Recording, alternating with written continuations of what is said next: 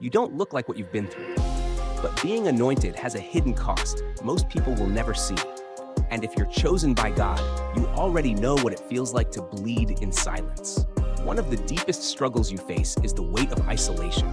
When you carry something from heaven that others don't understand, you often find yourself misunderstood, rejected, or labeled as too deep, even by those closest to you. Jeremiah was called from the womb, yet he was weeping alone, hated by the very people he was sent to help. Jeremiah 20:7. People think the anointing brings popularity, but in reality, it often pulls you away from crowds and into caves, like David hiding from Saul, carrying a promise while running for his life. Another struggle is the intensity of warfare.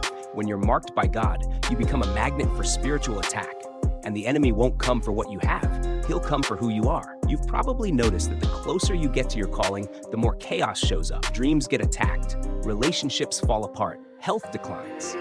And it's not coincidence, it's targeted opposition, because the devil fears the future version of you that's walking in full authority. Then there's the pressure to be perfect, because you're seen as the strong one, the prayer warrior, the example. You're expected to always have it together.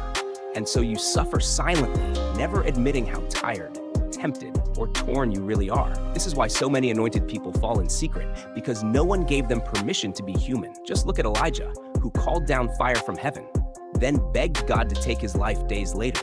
1 Kings 19:4. You also battle with hidden temptations that don't match how holy you appear, because the enemy custom builds your warfare, and he studies your weak spots. That's why you can preach purity and still fight lust, lead worship and still wrestle with pride, serve faithfully and still secretly envy others. Because Satan doesn't waste time tempting people who aren't a threat. But if you're carrying oil, he will strike where it hurts most, like he did with Samson, who had strength for war, but weakness in private. And perhaps the most painful struggle of all is watching people you pour into betray you, misuse you, or leave you just when you need them. Like Jesus feeding thousands, but being abandoned in Gethsemane, or Paul writing letters to churches that doubted his apostleship. Being anointed means you will often be poured out by people who never intended to refill you. Yet even with all this, Romans 8:28 still stands. God will use all of it, even your secret battles, to shape you for glory. What feels like a breakdown is often training for a breakthrough. So don't mistake your suffering for failure. It's confirmation. The oil costs what others aren't willing to pay.